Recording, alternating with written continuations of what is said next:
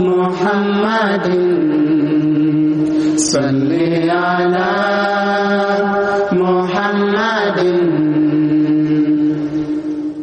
صل على نبينا صل على محمد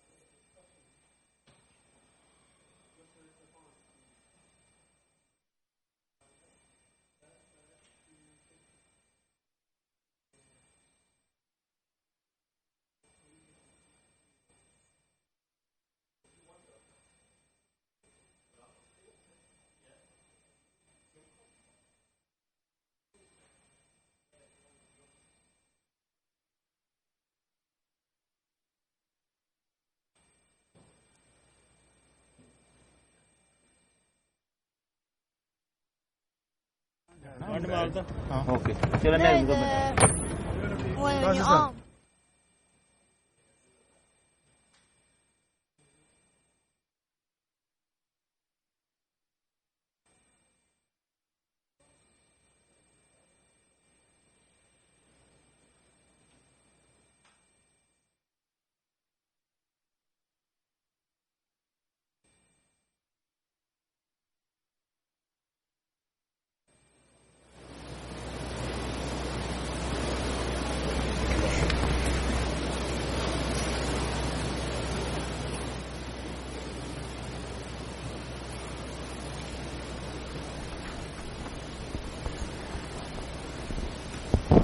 السلام عليكم.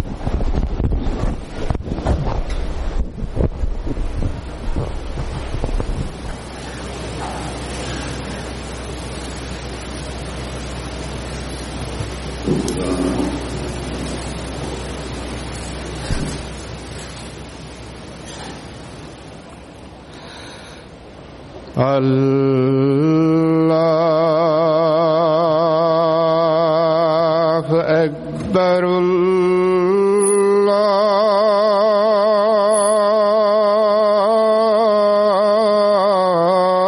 الله أكبر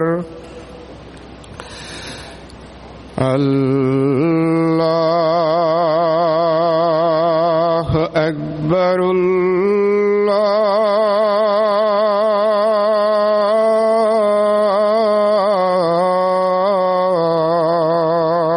أكبر. أشهد أن لا إله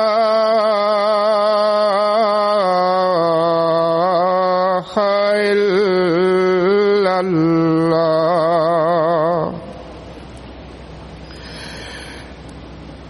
أشهد أن لا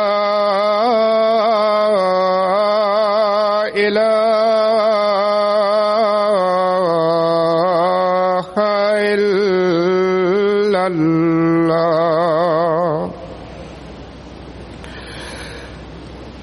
أشهد أن محمدًا رسول الله.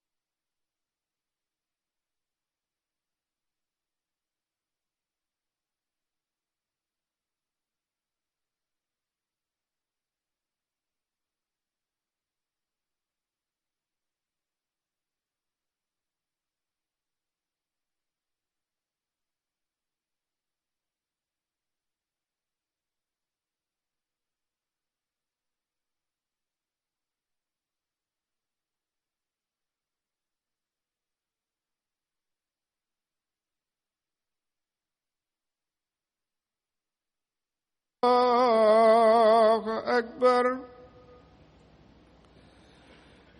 لا إله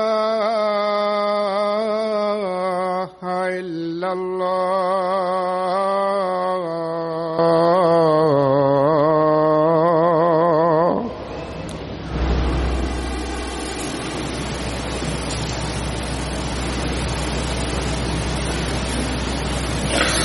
السلام عليكم ورحمة الله.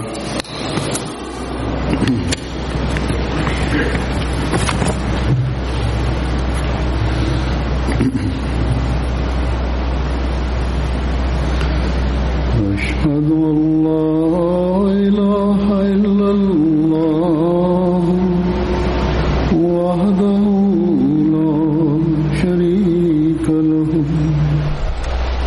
وأشهد أن محمدا عبده ورسوله أما بعد فأعوذ بالله من الشيطان الرجيم بسم الله الرحمن الرحيم الحمد لله رب العالمين الرحمن الرحيم مالك يوم الدين إياك نعبد وإياك نستعين اهدنا الصراط المستقيم صراط الذين أنعمت عليهم غير المغضوب عليهم ولا الضالين. அல்லாஹ் நமக்கு இன்று மீண்டும் யூகே ஜல்சா சலானாவில் கலந்து கொள்வதற்கான நற்பாக்கியத்தை வழங்கிக் கொண்டிருக்கின்றான். கடந்த மாதம் ஜெர்மனி ஜல்சா சலானா நடைபெற்றது. உலகத்தின் மேற்கத்திய நாடுகளிலுள்ள பெரிய ஜமாத்துகளில் கனடாவின் ஜல்சா ஜெர்மனி ஜல்சாவின் நாட்களிலேயே நடைபெற்றது. கடந்த மாதம் அமெரிக்காவின் ஜல்சா சலானா நடைபெற்றது. மேலும் உலகத்தில் மேலும் பல நாடுகளில் ஜல்சா நடைபெற்றது. மேலும் ஒவ்வொரு இடத்திலும் மிகவும் சிறப்பாக ஹஜரத் வாக்களிக்கப்பட்ட மஸீஹ் அலைஹிஸ்ஸலாம் அவர்களுடன் அல்லாஹ்வின் உதவி மற்றும் ஒத்துழைப்பின் வாக்குறுதிகள் நிறைவேறுவதை பார்க்கின்றோம். மேலும் யூகேவின் ஜல்சா சலானா தமக்கென்று ஒரு அந்தஸ்தை பெற்றுள்ளது. அதாவது உலகத்தின் பார்வை, குறிப்பாக நம்மவர்கள் மற்றும் அந்நியர்களின் பார்வை இதன் பக்கம் இருக்கின்றது. மேலும் எல்லா வகையிலும் இந்த ஜல்சா உலகளாவிய ஜல்சா என்ற அந்தஸ்தை பெற்றது. இந்த ஜல்சா தற்போது யூகேவின் ஜல்சா சலானாவாக மட்டும் இருக்கவில்லை. நான் ஜெர்மனி ஜல்சா சலானா தொடர்பாகவும் தற்போது ஜெர்மனி ஜல்சா சலானா உலகளாவிய ஜல்சா என்ற அந்தஸ்தை பெற்றுவிட்டது என்று கூறியிருந்தேன். பல நாடுகளின் பிரதிநிதித்துவம் அங்கிருந்தது. மேலும் ஜெர்மனி ஜல்சா சலானாவில் கலந்து கொண்டவர்களின் எண்ணிக்கையும் இங்கு கலந்து கொண்டவர்களை விட அதிகமாக இருக்கலாம். ஆனால் இருந்த போதிலும் யூகே ஜல்சா சலானா தான் தலக ஜல்சாவாகும். மேலும் யூகே ஜல்சா சலானாவில் கலந்து கொள்வதற்கு மக்கள் அதிகமாக முயற்சி செய்கின்றனர். ஏனென்றால் ஹிலாஃபத்தின் தலைமையகம் இங்குள்ளது. ஆக இந்த அடிப்படையில் உலகத்தின் பல்வேறு நாடுகளில் உள்ள நம்மவர்களும் அந்நியர்களும் யூகே ஜல்சா சலானாவில் கலந்து கொள்வதற்கு முயற்சி செய்கின்றனர். இந்த அடிப்படையில் ஜல்சாவின் பணியாளர்களின் பொறுப்பு மிகவும் அதிகமாகி விடுகின்றது. பிறகு இங்கு ஹதீகத்துல் மெஹதியில் தற்காலிக நகரம் அமைக்கப்பட்டுள்ளது. இந்த ஏற்பாடுகளும் குறிப்பான கவனத்தை எதிர்பார்க்கின்றது. ஆக இந்த அடிப்படையில் நான் பணியாளர்களுக்கு அவர்களின் டியூட்டி மற்றும் பொறுப்புகள் தொடர்பாக கவனமூட்டி வந்துள்ளேன். இப்போதும் இது தொடர்பாக முதலில் எடுத்து கூறுவேன். அல்லாஹ்வின் அருளால் யூகேவில் வசிக்கக்கூடிய அஹ்மதி முதியோர்கள், குழந்தைகள், பெண்கள் ஆகியோர் கடந்த 35 ஆண்டுகளாக, அதாவது எப்போதிருந்து ஹிலாஃபத்தின் தலைமையகம் இங்கு வந்ததோ காலத்தின் ஹலிஃபாவின் தலைமையில் ஜல்சாவின் ஏற்பலை செய்து வருகின்றனர். மேலும் டியூட்டியை மனப்பூர்வமாக கொடுக்கின்றனர். ஆக யூகே ஜல்சா சாலானாவின் வரலாறும் மிகவும் பழமை வாய்ந்ததாகும். ஆனால் அப்போது நடைபெற்ற ஜல்சா இப்போது இங்கு ஒரு ஹல்காவில் நடைபெறும் மாதாந்திர மீட்டிங்கில் கலந்து கொள்கின்றவர்களின் எண்ணிக்கையை விட குறைவாக இருக்கலாம். எனவே அஹ்மதியா ஹிலாஃபத்தின் தலைமையகமான யூகே ஜல்சா சலானா கடந்த 35 ஆண்டு கால வரலாற்றை பற்றி நான் சான்றாக கூறினேன். எவ்வாறினும் ஆரம்பத்தில் நடைபெற்ற ஜல்சாவில் ஹஜ்ரத் 4வது கலிஃபத்துல் மஸீஹ் ரஹ்மஹுல்லாஹு தஆலா அவர்கள் மிகவும் அதிகமான வழிகாட்டலை வழங்கி வந்தார்கள். அவர்களுக்கு இங்குள்ள ஏற்பாடுகள் தொடர்பாக அதிகமான முயற்சிகள் செய்ய நேர்ந்தது. பாகிஸ்தானில் சில பொறுப்பாளர்களின் உதவியையும் பெற நேரிட்டது. அவர்கள் இங்குள்ள அமைப்பாளர்களுடன் இணைந்து பணி செய்தனர். லங்கரின் ஏற்பாடு ஒரு மிகப்பெரிய ஏற்பாடாகும். இங்குள்ள வசதி வாய்ப்புகள் பாகிஸ்தானில் இருப்பதை போன்று இருக்கவில்லை. நாம் பணி செய்ய விரும்புகின்றோமோ அவ்வாறு இருக்கவில்லை. எனவே 4-5 ஆயிரம் நபர்களுக்கு ஏற்பாடுகளை செய்வது கூட அவர்களுக்கு 2-2.5 லட்சம் நபர்களுக்கு ஏற்பாடுகளை செய்வது போன்று கடினமாக இருந்தது. ஹிஜ்ரத் பட்டு இங்கு ஹிலாஃபத் வந்த பிறகு முதல் முறையாக நான் 1988 ஆண்டு ஜல்சாவில் கலந்து கொண்டேன். அப்போதைய ஏற்பாடுகளின் நிலையை பார்க்கும்போது 5-6 மக்களுக்கு ஏற்பாடுகளை செய்வது இவர்களுக்கு எந்த அளவுக்கு கஷ்டமாக இருந்தது என்பது தெரிய வருகின்றது. எவ்வாறு இருப்பினும் இன்று நாம் பார்க்கின்றோம், ஏற்பாடு ரீதியில் இங்குள்ள பணியாளர்கள் ரப்வாவின் பணியாளர்களுக்கு உதவி செய்வதற்கான தகுதியையும் பெற்றிருக்கின்றனர். கடந்த வாரம் ஜல்சா சாலானா ஏற்பாடுகள் தொடர்பான ஆய்வு பணியாளர்களுடன் நடைபெற்ற பிறகு உணவிற்கான ஏற்பாடும் இருந்தது. அதில் அருகில் ரப்வாவிலிருந்து வந்திருந்த நாதிர் உமரே கார்ஜா அவர்கள் அமர்ந்திருந்தார்கள். அவர் நாயிப் அப்சர் ஜல்சா சலானாவும் ஆவார். சாப்பிட்ட பிறகு அவர்கள் ரப்வாவிலிருந்து வந்திருந்த ஒரு பிரதிநிதியை அழைத்தார்கள். மேலும் சில விஷயங்களை பேசிக் கொண்டிருந்ததை நான் பார்த்தேன். நான் அவர்களிடம் என்ன பிரச்சனை ஏற்பட்டு விட்டது என்று கேட்டேன். அதற்கு அவர்கள், நான் சாப்பிடுகின்ற இந்த லங்கரின் ரொட்டி மிகவும் நல்ல ரொட்டியாகும். மேலும் நாங்கள் ரப்வாவில் ரொட்டி தயாரிப்பதற்கு ட்ரையல் செய்கின்றோம். அங்கும் அல்லாஹ்வின் அருளால் நிரந்தரமாக இந்த ட்ரையல் நடைபெறுகின்றது. இயந்திரங்களை செயல்பாட்டில் வைக்க வேண்டும்.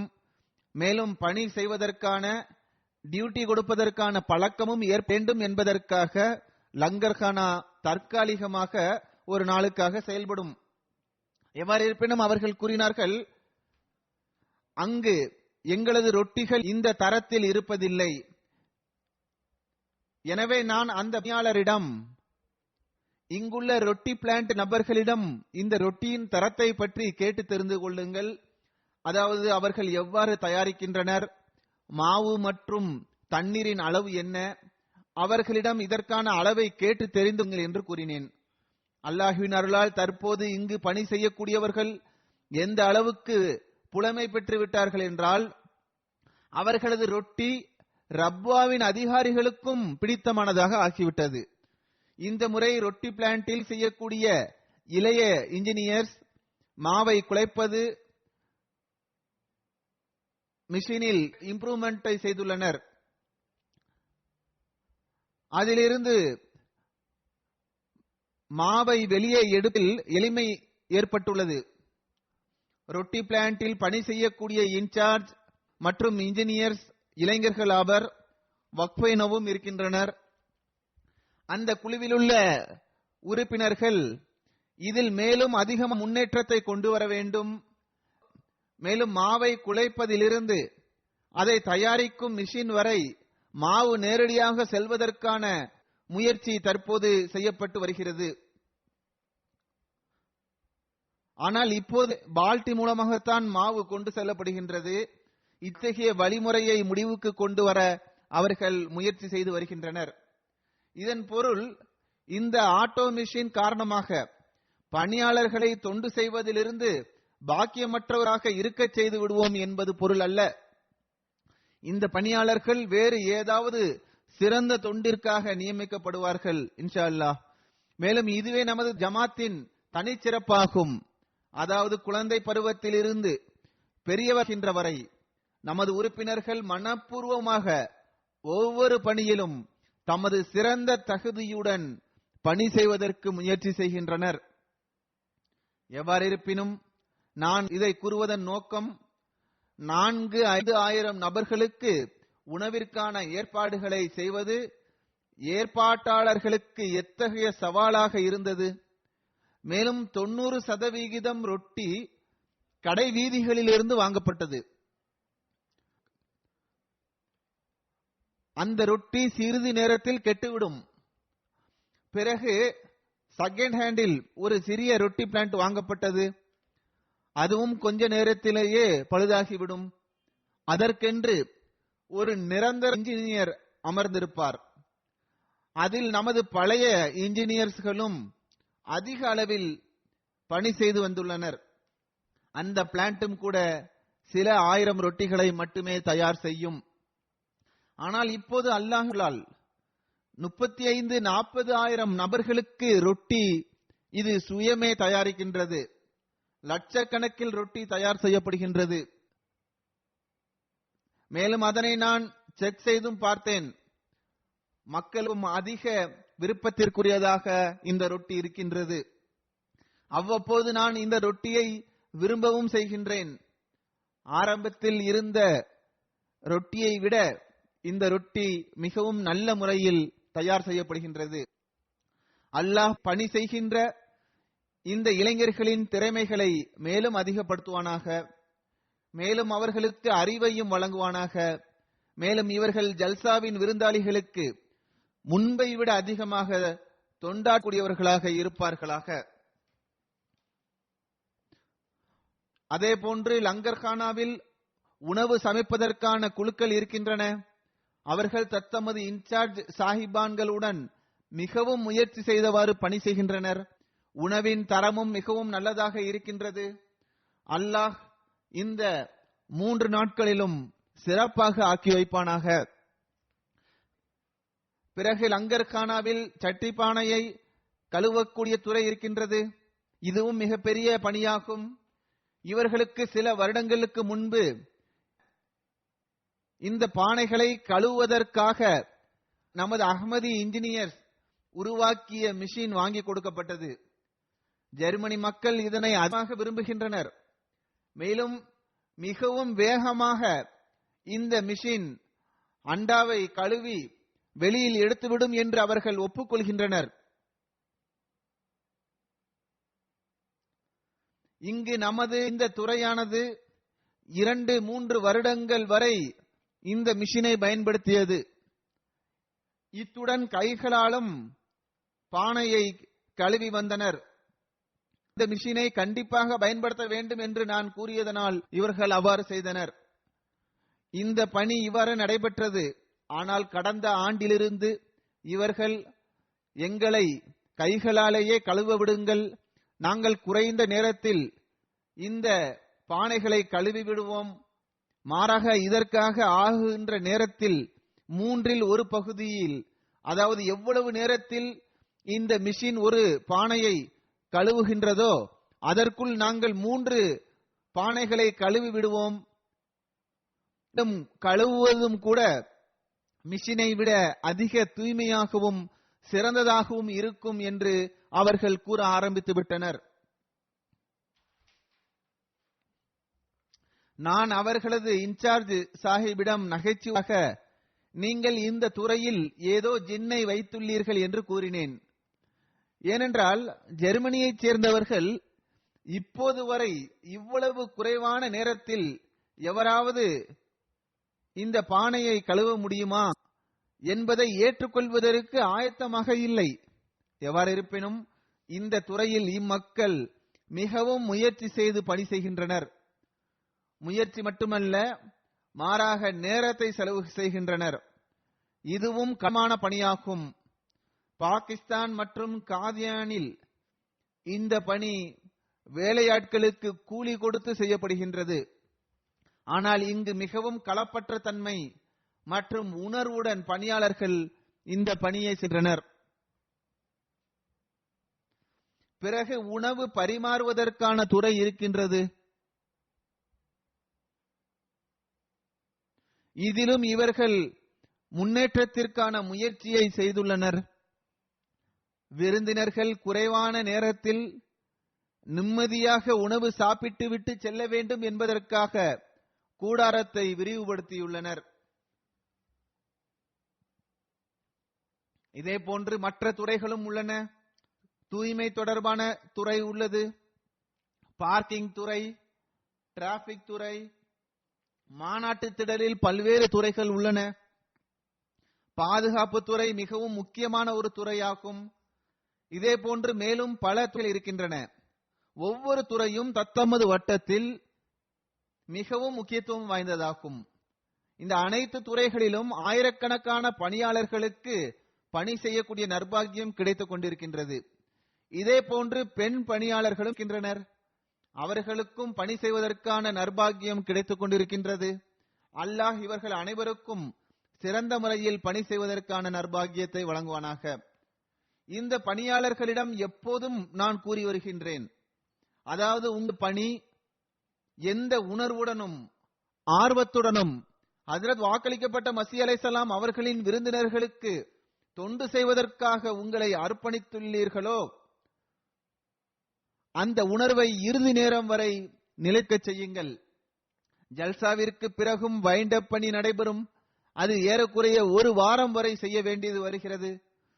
எனவே ஜல்சாவின் விருந்தினர்களுக்கு தொண்டு செய்வதற்காக பல்வேறு இடங்களில் பணி செய்கின்ற பணியாளர்களும் பணிப்பெண்ணும் இந்த விஷயத்தை எப்போதும் நினைவில் கொள்ள வேண்டும்.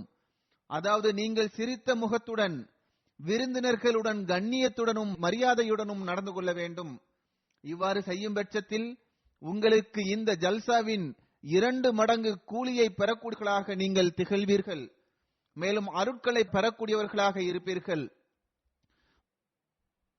ஒன்று ஜல்சாவில் கலந்து கொண்டு அதன் அருட்களை பெறுபவர்களாகவும், மற்றொன்று ஹஜ்ரத் வாக்களிக்கப்பட்ட மஸீஹ் அலைஹிஸ்ஸலாம் அவர்களின் விருந்தினருக்கு தொண்டு செய்து அதன் அருட்களை பெறுபவர்களாகவும் நீங்கள் இருப்பீர்கள். விருந்து உபசரிப்பு அல்லாஹுக்கு மிகவும் விருப்பத்திற்குரியதாகும். எந்த அளவுக்கு அல்லாஹுக்கு விருப்பமானதென்றால் இதை பற்றி ஹஜ்ரத் இப்ராஹிம் அலைஹிஸ்ஸலாம் அவர்கள் தொடர்பாக திருக்குரானில் 2 முறை அல்லாஹ் கூறியுள்ளான். விருந்தாளிக்கு உணவு கொடுப்பது சாதாரண விஷயம் என்றால், பிறகு விருந்தாளிகள் வரும்போது ஒவ்வொரு முறையும் அவர்களுக்கு உணவு கொடுப்பது தொடர்பாகவும் ஒருபோதும் கூறப்பட்டிருக்காது. அல்லாஹ் கூறுகின்றான், பொரித்த அந்த காளைக்கன்றை மிகவும் விரைவாக எடுத்து வந்தார்கள். இப்ராஹிம் அலைஹிஸ்ஸலாம் அவர்கள் தொடர்பாக திருக்குரான் இருக்கின்றது. அந்த காலத்தில் எந்த உபசரிப்பை அவர்கள் செய்ய முடியுமோ அதை அவர்கள் செய்தார்கள். தமது விலங்கை அறுத்து அதை அவர்களுக்கு முன்னால் அர்ப்பணிப்பதும் பெரிய உபசரிப்பாகும். மேலும் அதனையே அங்கு உடனடியாக ஏற்பாடும் செய்ய முடியும். மேலும் அது அந்த நேரத்தில் வழிமுறையாகவும் இருந்தது. மிக உயர்தரத்தை அவர்கள் வெளிப்படுத்தினார்கள். மேலும் இன்றைய காலத்திற்கேற்ப எத்தகைய விருந்து உபசரிப்பை நம்மால் செய்ய முடியுமோ அதை நாம் செய்ய வேண்டும். விருந்தினர்களை உபசரிப்பது என்பது கண்டிப்பாக முயற்சி செய்ய வேண்டும் என்றோ, முயற்சி செய்து ஆடை தேடும் என்றோ கிடையாது. மாறாக அதுவும் எது எளிதாகவும் விரைவாகவும் கிடைக்க முடியுமோ, மேலும் உயர்தரமான விருந்து உபசரிப்பாகவும் இருக்குமோ அதை நாம் செய்ய வேண்டும். இது தொடர்பாக ஹஜ்ரத் நபி ஸல்லல்லாஹு அலைஹி வஸல்லம் அவர்களது அழகிய நடைமுறை நம்முன் இருக்கின்றது. பேரித்தம்பளம் இருந்தால் அதை அவர்கள் வழங்கி விடுவார்கள். மாமிசம் இருந்தால் அல்லது சிறந்த உணவு இருந்தால் அதை அவர்கள் வழங்கி விடுவார்கள். மேலும் ஆட்டின் பால் இருந்தால் அதை அவர்கள் வழங்கி விடுவார்கள். மேலும் தம்மிடத்தில் எதுவும் இல்லை என்றால் பிறகு சஹாபாக்களிடம், இந்த விருந்தாளியை உங்கள் வீட்டிற்கு அழைத்துச் செல்லுங்கள், அவர்களுக்கு விருந்து உபசரிப்பு செய்யுங்கள் என்று கூறுவார்கள். ஹஜ்ரத் நபிகள் நாயகம் ஸல்லல்லாஹு அலைஹி வஸல்லம் அவர்கள் அல்லாஹ் மற்றும் மறுமை நாளின் மீது நம்பிக்கை கொண்டுள்ளவர் தொடர்பாக எந்த 3 விஷயங்கள் பற்றி கூறியுள்ளார்களோ அவை அனைத்தும் ஒன்று மற்றொன்றின் உரிமையுடன் தொடர்புடையதாக இருக்கின்றது. சமூகத்தில் அமைதியை நிலைநாட்டுவதுடன் தொடர்புடையதாக இருக்கின்றது. முதல் விஷயம் என்னவென்றால், நல்ல விஷயத்தை பேசுங்கள் அல்லது அமைதியாக இருங்கள். அனாவசியமான பேச்சுக்களை பேசி நிம்மதியற்ற சூழலை உருவாக்காதீர்கள். ஒருவர் மற்றவர்களுக்கு எதிராக பகைமையை ஏற்படுத்திக் கொள்ளாதீர்கள். ஒரு நம்பிக்கையாளர் வீணான மற்றும் தேவையில்லாத விஷயங்களை பேச மாட்டார். இரண்டாவது, தமது அண்டை அயலாருக்கு கண்ணியமளியுங்கள். அவருக்கு செலுத்த வேண்டிய உரிமை என்னவென்றால் அவருக்கு கண்ணியமளிக்க வேண்டும், அவரை கருத்தில் கொள்ள வேண்டும் என்பதாகும். இங்கு இந்த ஜல்சாவில் கலந்து கொள்ள வந்துள்ள அனைவரும் ஒருவர் மற்றவரது அண்டை அயலாளர் ஆவார். வந்திருக்கின்ற விருந்தாளிகளும் விருந்தாளிக்காக பணி செய்யக்கூடிய பணியாளர்களும் அண்டை அயலாளர் ஆவர். எனவே இந்த அடிப்படையில் விருந்தினர்களும் பணி செய்யக்கூடியவர்களுக்கு கண்ணியமும் மரியாதையும் வழங்க வேண்டும். மேலும் பணியாளர்களும் விருந்தினர்களுடன் கண்ணியத்துடனும் மரியாதையுடனும் நடந்து கொள்ள வேண்டும். பிறகு ஒருவர் மற்றவரை சந்திக்கும் போது கண்ணியத்துடனும் மரியாதையுடனும் நடக்க வேண்டும். மூன்றாவதாக, தமது விருந்தினர்களுக்கு கண்ணியம் வழங்குங்கள் என்று அன்னார் கூறியுள்ளார்கள். இது குறிப்பாக விருந்து உபசரிப்பு செய்பவர்களுக்குரியதாகும். ஒரு அழகான அமைதி நிறைந்த சமூகத்தை உருவாக்குவதற்கு இது அடிப்படையானதாகும். அல்லாஹ்வின் கட்டளைகளில் இது ஒரு கட்டளையாகும். மேலும் இது ஒரு நம்பிக்கையாளரின் அடையாளமாகும். ஹஜ்ரத் நபிகள் நாயகம் ஸல்லல்லாஹு அலைஹி வஸல்லம் அவர்களிடம் அதிகமான விருந்தினர்கள் வருகை தந்த போது சஹாபாக்களிடம் அன்னார் பங்கிட்டுக் கொடுப்பார்கள். பிறகு விருந்தாளிகளிடம், உங்களது சகோதரர் உங்களுக்கு விருந்து உபசரிப்பு சிறந்த முறையில் செய்தாரா என்றும் அன்னார் கேட்டறிவார்கள். சஹாபாக்களும் பெருமானார் ஸல்லல்லாஹு அலைஹி வஸல்லம் அவர்களின் நெருக்கத்தையும் பெற்றிருந்தார்கள், அன்னாரின் தர்பியத்தையும் பெற்றிருந்தார்கள். அன்னாரிடமிருந்து அருளை பெறக்கூடியவர்களாக இருந்தார்கள். அவர்கள் எத்தகைய விருந்து உபசரிப்பை செய்தார்கள் என்றால், எங்களுக்கு விருந்து உபசரிப்பு செய்தவர்கள் தம்மை விட எங்களையே விதமாக கவனித்தனர், மேலும் சிறந்த உணவை எங்களுக்கு வழங்கினார்கள் என்று விருந்தினர்களும் பெருமானார் ஸல்லல்லாஹு அலைஹி வஸல்லம் அவர்களிடம் பதிலளித்தனர். ஆக ஹஜ்ரத் நபி ஸல்லல்லாஹு அலைஹி வஸல்லம் அவர்களது சஹாபாக்களின் விருந்து உபசரிப்பின் நடைமுறை இவரே இருந்தது. அந்த விருந்தினர்கள் மார்க்கத்தை புரிந்து கொள்வதற்கும் மார்க்க அறிவை பெறுவதற்காகவும் தான் வந்தார்கள். இங்கு வந்துள்ளவர்களும் இந்த நோக்கத்திற்காகவே வருகின்றனர். மேலும் இவர்கள் ஹஜ்ரத் வாக்களிக்கப்பட்ட மஸீஹ் அலைஹிஸ்ஸலாம் அவர்கள் அதனால் அல்லாஹ்விற்காகவே இந்த மார்க்க மாநாட்டில் கலந்து கொள்வதற்காக வந்துள்ளனர். எனவே நாம் அவர்களுக்கு விருந்து உபசரிப்பு செய்வதற்காகவே நியமிக்கப்பட்டுள்ளோம். அல்லாஹ்வின் அருளால் ஜமாத்தின் வசதி வாய்ப்புகள் முன்பை விட அதிகமாகிவிட்டன. மேலும் ஜமாத் அமைப்பின் கீழ் விருந்து உபசரிப்பு செய்யப்படுகின்றது. மாறாக சில வீடுகளில் தங்கியுள்ள விருந்தினர்களுக்கும் கூட ஹஜ்ரத் வாக்களிக்கப்பட்ட மஸீஹ் அலைஹிஸ்ஸலாம் அவர்களின் லங்கர் கானாவில் இருந்து உணவை எடுத்துச் செல்ல வீட்டில் உள்ளவர்களுக்கு அனுமதி வழங்கப்பட்டுள்ளது. தமது விருந்தாளிகளுக்கு அவர்கள் எடுத்துச் செல்ல விரும்பினால் எடுத்துச் செல்லலாம். ஆனால் சஹாபாக்களின் நிலை இவ்வாறு இருக்கவில்லை.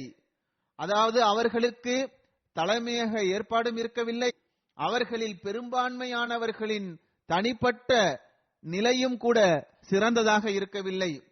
மாறாக எத்தகைய சம்பவங்கள் கிடைக்கின்றனவென்றால், அவர்கள் தமது குழந்தைகளை பட்டினியாக தூங்கச் செய்தனர், கணவனும் மனைவியும் பட்டினியாக தூங்கினர். ஆனால் விருந்தினர்களுக்கு அவர்களிடம் இருந்த உணவை கொண்டு பரிமாறினர். அவர்களது இந்த செயலினால் அல்லாஹ் மகிழ்ச்சி அடைந்தான். மேலும் இந்த சம்பவம் தொடர்பாக ஹஜ்ரத் நபிகள் நாயகம் ஸல்லல்லாஹு அலைஹி வஸல்லம் அவர்களுக்கு அல்லாஹ் அறிவித்துக் கொடுத்தான். ஆக அந்த நபரின் அழகிய முன்மாதிரியை கடைபிடிக்கும்படி நமக்கு கட்டளையிடப்பட்டுள்ளது. அவர்கள் தியாகம் செய்து விருந்து உபசரிப்பு செய்து வந்தனர். மேலும் இன்று அல்லாஹ்வின் அருளால் ஹஜ்ரத் வாக்களிக்கப்பட்ட மஸீஹ் அலைஹிஸ்ஸலாம் அவர்களின் ஜமாத்தில் அதிகமான மக்கள் எப்படிப்பட்டவர்கள் என்றால், அவர்கள் தியாகம் செய்ய வேண்டும் என்ற உணர்வில் விருந்து உபசரிப்பு செய்கின்றனர். மேலும் இதனையே நாமும் செய்ய வேண்டும். ஜமாத் ஏற்பாடுகள் இருந்த போதிலும் சிலர் சுயமே விருந்து உபசரிப்பு செய்ய விரும்புகின்றனர். பிறகு டியூட்டியில் இருக்கின்ற பணியாளர்கள் எந்த தொண்டை செய்பவர்களாக இருப்பினும் அவர்களில் ஒரு சிலர் அல்ல, மாறாக 100% நபர்களும் தியாக உணர்வுடன் நல்லொழுக்கத்தை வெளிப்படுத்தியவாறு விருந்து உபசரிப்பு செய்ய வேண்டும். நான் கூறியது போன்று தற்போது பட்டினியாக இருப்பதற்கான தியாகம் நம்மிடம் கேட்கப்படவில்லை. மாறாக தற்போது பணியாளர்களிடம் கேட்கப்படுகின்ற தியாகம் நேரத்தின் தியாகமாகும். ஆனால் அத்துடன் உணர்வின் தியாகமும் கேட்கப்படுகின்றது. சில நேரங்களில் சில விருந்தினர்கள் விரும்பத்தகாத செயல்களை வெளிப்படுத்துகின்றனர். இத்தகைய நிலைமையில் உணர்வுகளை தியாகம் செய்ய வேண்டியது வருகிறது, பொறுமையை மேற்கொள்ள வேண்டியது வருகிறது, அமைதி காக்க வேண்டியது வருகிறது. ஏன் அமைதி காக்க வேண்டியது வருகிறது என்றால், நமக்கு விருந்தினர்களின் மீது நல்லெண்ணம் இருக்கின்றது. அதாவது இம்மக்கள் நல்ல எண்ணத்துடன் மார்க்க மற்றும் ஆன்மீக தாகத்தை தீர்ப்பதற்காக வந்துள்ளனர். ஏதோ தவறான எண்ணத்தின் காரணமாக அவர்கள் இத்தகைய செயலை வெளிப்படுத்தி இருக்கலாம். எனவே நம்மிடம் தவறு இல்லை என்றாலும் நாம் மன்னித்து அவர்களது பணியை செய்து விடுவோம். மேலும் இத்தகைய மிக உயர்ந்த நல்லொழுக்கத்தை நாம் இந்த காலத்தில் விருந்தினர்களுக்காக வெளிப்படுத்த வேண்டும். இதையே இந்த காலத்தில் ஹசரத் வாக்களிக்கப்பட்ட மஸீஹ் அலைஹிஸ்ஸலாத்து வஸ்ஸலாம் அவர்கள் நம்மிடம் எதிர்பார்க்கின்றார்கள். ஹசரத் வாக்களிக்கப்பட்ட மஸீஹ் அலைஹிஸ்ஸலாம் அவர்களின் இத்தகைய பல சம்பவங்கள் இருக்கின்றன.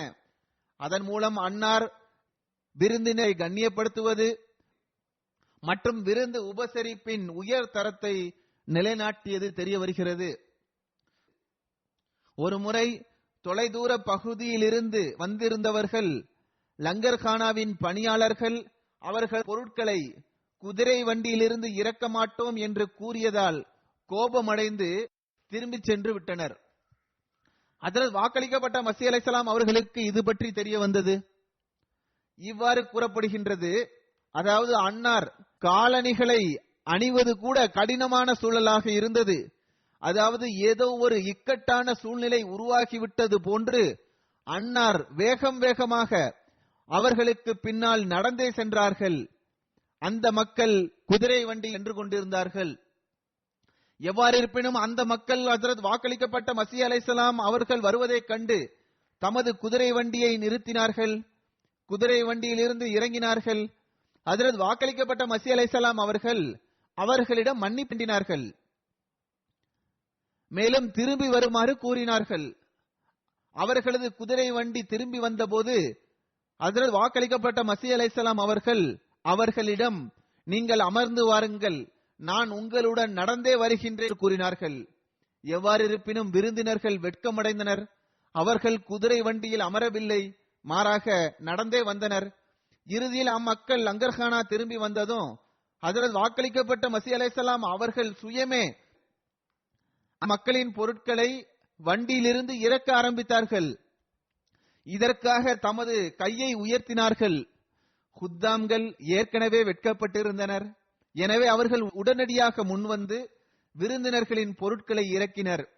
வாக்களிக்கப்பட்ட மஸீஹ் அலைஹிஸ்ஸலாம் அவர்கள் அந்த விருந்தினர்களுக்குரிய தங்குமிடம், உணவிற்கான ஏற்பாடு போன்றவை அவர்களுக்கு திருப்திகரமாக இருக்கின்ற வரையில் அங்கேயே இருந்தார்கள். அன்னார் தமது பணியாளர்களிடம், பாருங்கள், அதிகமான விருந்தினர்கள் வருகின்றனர். இவர்களில் சிலரை நீங்கள் அறிவீர்கள், சிலரை அறிய மாட்டீர்கள். எனவே அனைவரும் கண்ணியத்திற்குரியவர்கள் என்று கருதி அவர்களுக்கு உபசரிப்பு செய்யுங்கள், அவர்களுக்கு தொண்டு செய்யுங்கள் என்று கூறினார்கள். அன்னார் கூறினார்கள், நீங்கள் விருந்தினர்களுக்கு நிம்மதிக்கான ஏற்பாட்டை செய்வீர்கள் என்று உங்கள் மீது எனக்கு நல்லெண்ணம் இருக்கின்றது. ஆக இந்த நல்லெண்ணத்தை இன்றும் நாம் நிலைநாட்ட வேண்டும். இதற்கு பிறகு நான் விருந்தினர்களுக்கு சிலவற்றை கூறுகின்றேன். முதலில் நான் ஒருவர் மற்றவரது உணர்வுகளை கருத்தில் கொள்ள வேண்டும் என்று கூறினேன். இது அனைவரது கடமையாகும். அதாவது விருந்தினர்கள் மற்றும் விருந்து உபசரிப்பு செய்பவர்களின் கடமையாகும். இஸ்லாம் விருந்தினர்களின் கண்ணியம் தொடர்பாக கட்டளையிடும் அதே வேளையில் விருந்தினர்களிடம் நீங்கள் விருந்து உபசரிப்பு செய்பவர்களுக்கு அதிக சுமையாக இராதீர்கள் என்றும் கட்டளையிட்டுள்ளது. ஹஜ்ரத் நபிகள் நாயகம் ஸல்லல்லாஹு அலைஹி வஸல்லம் அவர்கள் கூறினார்கள், அதிகமான நாட்கள் எவரது வீட்டிலாவது விருந்தாளியாக தங்குவது வீட்டில் உள்ளவர்களுக்கு சுமையாக ஆகுவது நீங்கள் சதக்காவை பெறுவது போன்றதாகும். ஆரம்பத்திலிருந்து இறுதி வரை ஒரே வகையில் விருந்து உபசரிப்பு செய்வது ஒவ்வொருவரது நிலையாக இருப்பதில்லை.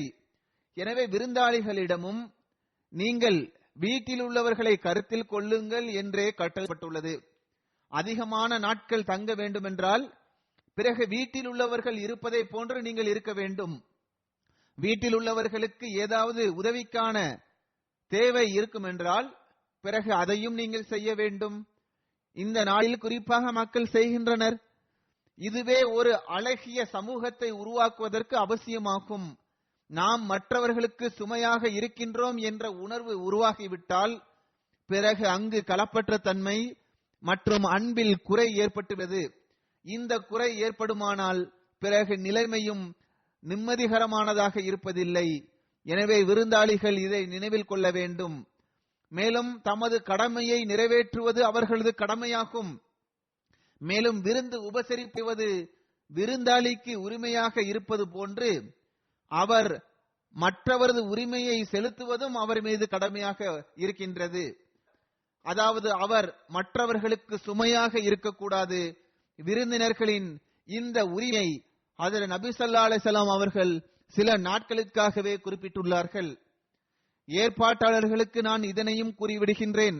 அதாவது நமது ஜல்சாவிற்கு வந்துள்ள விருந்தாளிகள் ஒரு மாதம் தங்கினாலும் அவர்களுக்கு விருந்து உபசை செய்ய வேண்டும். நாம் 3-4 நாட்களுக்கு பிறகு விருந்து உபசரிப்பை முடித்து விடலாம் என்று கருதக்கூடாது. ஹஜ்ரத் வாக்களிக்கப்பட்ட மஸீஹ் அலைஹிஸ்ஸலாம் அவர்கள் தமது பணிகள் தொடர்பாக லங்கர்கானா நிறுவப்படுவதையும் கூறியுள்ளார்கள். எனவே ஹஜ்ரத் வாக்களிக்கப்பட்ட மஸீஹ் அலைஹிஸ்ஸலாம் அவர்களின் லங்கருக்கு வருபவர்களிடம் எப்போது அவர்கள் வந்தாலும், அது ஜல்சாவி நாட்களாக இருந்தாலும் பொதுவான நாட்களாக இருந்தாலும் சரி, சிறந்த நல்லொழுக்கத்தை நீங்கள் வெளிப்பட வேண்டும். பிறகு குறிப்பாக சலாத்தை பரப்புவதை விருந்தாளிகள் இந்த ஜல்சாவின் சூழலில் அமல் செய்ய வேண்டும். ஹஜ்ரத் நபி ஸல்லல்லாஹு அலைஹி வஸல்லம் அவர்கள் சொர்க்கத்திற்கு செல்லக்கூடியவர்களின் ஒரு சிறப்பம்சமாக அவர்கள் சலாத்தை பரப்பக்கூடியவர்களாக இருப்பார்கள் என்று கூறியுள்ளார்கள். அன்னார் கூறினார்கள், நீங்கள் எவரை அறிவீர்களோ அல்லது அறிய மாட்டீர்களோ அவர்களுக்கு எல்லாம் நீங்கள் சலாம் கூறுங்கள். மேலும் ஹஜ்ரத் வாக்களிக்கப்பட்ட மஸீஹ் அலைஹிஸ்ஸலாம் அவர்களும் ஜல்சாவின் நோக்கங்களில் ஒரு நோக்கமாக இதையும் கூறினார்கள். அதாவது மக்கள் ஒன்று கூட வேண்டும். இவ்வாறு ஒன்று கூடுவதனால் ஒருவர் மற்றவருக்கிடையே அன்பின் தொடர்பு மற்றும் அறிமுகம் அதிகமாகும். எனவே சலாம் இந்த அன்பு மற்றும் அறிமுகத்தின் வழியை அதிகப்படுத்துவதற்குரிய மிகச் சிறந்த வழிமுறையாகும். சகோதரத்துவம் மற்றும் அறிமுகத்தின் தொடர்பை அதிகப்படுத்துவதற்கான மிகச் சிறந்த வழியாகும்.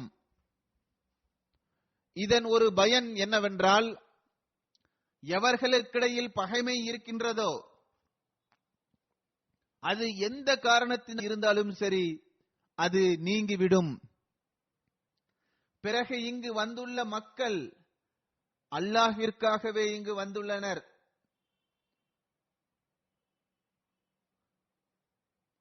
மேலும் அவர்கள் நாம் இறைவனுக்காகவும் மார்க்க அறிவு மற்றும் ஆன்மீக தாகத்தை தீர்ப்பதற்காகவே இங்கு வந்துள்ளோம் என்ற எண்ணத்தில் இங்கு வர வேண்டும். மேலும் நான் கூறியது போன்று ஒவ்வொருவரும் ஒருவர் மற்றவருக்கிடையிலான தொடர்பையும் சிறந்ததாக ஆக்கிக் கொள்ள வேண்டும். பகைமை மற்றும் வெறுப்பை நீக்குவதற்கு முழுமையாக முயற்சி செய்ய வேண்டும். ஹஜ்ரத் வாக்களிக்கப்பட்ட மஸீஹ் அலைஹிஸ்ஸலாத்து வஸ்ஸலாம் அவர்கள் கூறினார்கள், ஜல்சாவிற்கு வந்து உலகத்தின் மீதான அன்பு குளிர்ந்து விட வேண்டும். மேலும் இறைவன் மீதும் நபிகள் நாயகம் ஸல்லல்லாஹு அலைஹி வஸல்லம் அவர்கள் மீதான அன்பும் உள்ளத்தில் மிகைத்து விட வேண்டும். இந்த நோக்கத்தை முழுமை செய்வதற்கு நீங்கள் முயற்சி செய்ய வேண்டும். ஆக இந்த அன்பை பெறுவதற்காக ஜல்சாவின் நிகழ்ச்சிகளில் நாம் குறிப்பாக பங்கு பெற வேண்டும். பிறகு அதை கேட்டு சிந்திக்க வேண்டும். ஜல்சாவின் போதும் மற்ற நேரங்களிலும் இறைவனை அதிகமாக நினைவு கூற வேண்டும். ஜமாத்தான தொழுகையை குறிப்பான கவலையுடனும் கவனத்துடனும் செலுத்த வேண்டும். மற்றும் நவாஃபில் மற்றும் தஹஜ்ஜுத் தொழுகை தொழுவதன் பக்கம் குறிப்பாக கவனம் செலுத்துங்கள். குறிப்பாக இங்கு தங்கியிருப்பவர்கள் இந்த சுற்றுச்சூழலை தூய்மையாக வைத்திருக்க முயற்சி செய்யுங்கள். அந்த நிலைமைகளில் முன்னேற்றத்தை ஏற்படுத்துவதற்கு முயற்சி செய்யுங்கள். மேலும் காலை முதல் மாலை வரை வருகின்ற அனைவரது கடமை என்னவென்றால் அவர்கள் ஜல்சாவின் நோக்கத்தை நிறைவேற்றக்கூடியவர்களாக இருக்க வேண்டும். மேலும் இறைவனது நெருக்கத்தை பெற முயற்சி செய்ய வேண்டும். அவனது ரசூல் ஸல்லல்லாஹு அலைஹி வஸல்லம் அவர்கள் மீதான அன்பை உள்ளத்தில் அதிகரிக்க வேண்டும். மேலும் ஹஜ்ரத் வாக்களிக்கப்பட்ட மஸீஹ் அலைஹிஸ்ஸலாம் அவர்கள் நம்மிடம் ஒப்படைத்துள்ள இந்த பணி மிகப்பெரிய பணியாகும். அதாவது அல்லாஹ் மற்றும் அவனது தூதரின் மீதான அன்பு நமது உள்ளத்தில் மிகைத்திருக்க வேண்டும். ஜல்சாவில் கலந்து கொள்ளக்கூடியவர்கள் இந்த நோக்கத்தை முன்னிறுத்தி இதை அடைவதற்கு முழுமையாக முயற்சி செய்வார்கள் என்று பிறகு நீங்கள் தமது நோக்கத்தை அடைந்து விட்டீர்கள், ஜல்சாவிற்கு வந்த நோக்கத்தை நிறைவேற்றி விட்டீர்கள் என்பதை புரிந்து கொள்ளுங்கள். பிறகு தங்குமிடமும் உணவும் சாதாரண ஒரு விஷயமாக ஆகிவிடும். உண்மையான குறிக்கோள் நமது ஆன்மீக நிலையை சிறந்ததாக ஆக்க வேண்டும். மேலும் அதில் முன்னேற்றத்தை ஏற்படுத்த வேண்டும். இது நமக்கு கிடைத்துவிட்டால் பிறகு நான் கூறியது போன்று ஜல்சாவில் கலந்து கொண்டதன் நோக்கத்தையும் நீங்கள் பெற்றுவிட்டீர்கள். இவ்வாறே ஏற்பாடு ரீதியாக விருந்தினர்கள் இதனையும் கருத்தில் கொள்ள வேண்டும். அதாவது தற்காலிக மற்றும் பரந்த அளவில் செய்யப்பட்டுள்ள இந்த ஏற்பாட்டில் சில குறைகளும் இருந்து விடுகிறது. ஏற்கனவே எங்கேயாவது ஏதாவது ஒரு நிலை தென்பட்டால் பொறுத்துக் கொள்ளுங்கள். பணியாளர்களிடம் எவராவது கடினத்தை வெளிப்படுத்தினால் நீங்கள் பொறுத்துக் கொள்ளுங்கள் என்று நான் ஏற்கனவே கூறியுள்ளேன். ஆனால் விருந்தினர்கள் கலந்து கொள்ளக்கூடியவர்களின் பணியும் என்னவென்றால் குறைகளை பொறுத்துக் கொள்ள வேண்டும். இத்தகைய குறைகளை பார்க்கும்போது பணியாளர்களுக்கு உதவுங்கள். தேவைப்பட்டால் சில விருந்தினர்கள் மிகுந்த ஆர்வத்துடன் அவர்களே உபசரிப்பு செய்பவர்களாக மாறி பணி செய்வதை நான் பார்த்துள்ளேன். உதாரணமாக பாத்ரூம் சுத்தப்படுத்தும் பணி உள்ளது. அதிகமாக கூட்டம் இருக்குமால் டியூட்டியில் இருக்கின்ற பணியாளர்கள் முழுமையாக சுத்தப்படுத்தும் பணியை செய்ய முடியவில்லை என்றால் பிறகு சில விருந்தினர்கள் டியூட்டி கொடுக்கின்றவர்களுடன் இணைந்து பணி செய்கின்றனர். இந்த உணர்வே ஓர் அஹ்மதியிடம் இருக்க வேண்டும். மேலும் இதுவே ஒரு உண்மையான ஆன்மா ஆகும். இதுவே களப்பற்ற சமூகத்தை நிலைபெறையும். விருந்தினர்கள் பணியாளர்களை சோதித்து பார்ப்பதில் மட்டும் தமது நேரத்தை வீணாக்க வேண்டாம். மாறாக தேவை ஏற்பட்டால் ஒவ்வொரு துறையிலும் நான் கூறிய போன்று உதவியாளராக ஆகிவிடுங்கள். அதே போன்று பார்க்கிங் இருக்கின்றது. சில நேரங்களில் அதிக கூட்டம் ஏற்படுவதால் அசாதாரண சூழ்நிலை ஏற்பட்டு விடுகிறது.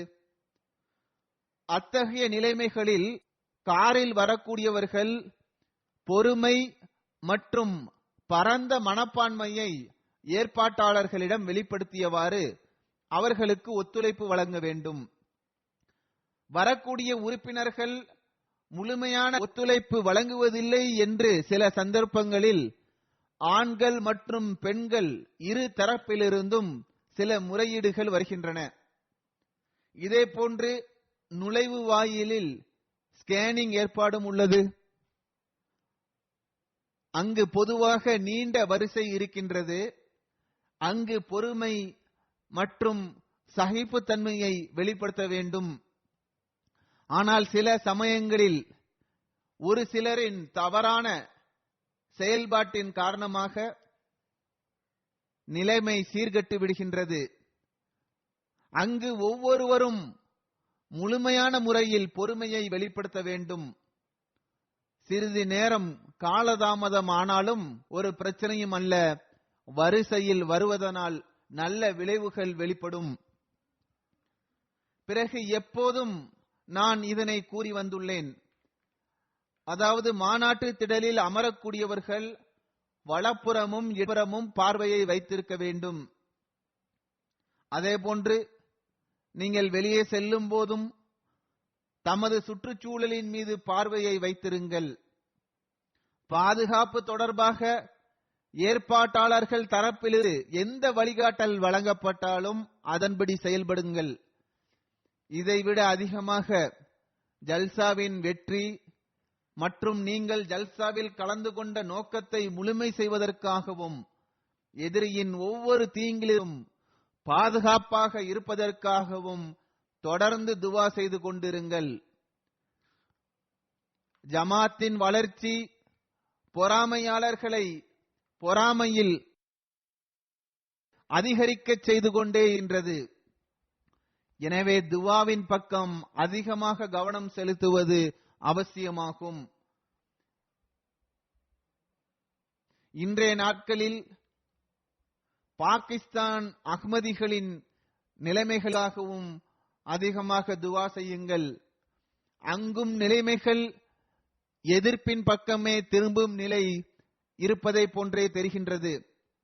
அல்லாஹ் அவர்களுக்கும் அமைதிகரமான வாழ்க்கையை வழங்குவானாக. அல்லாஹ் அவர்களை ஒவ்வொரு தீங்கிலிருந்தும் பாதுகாப்பாக வைப்பானாக.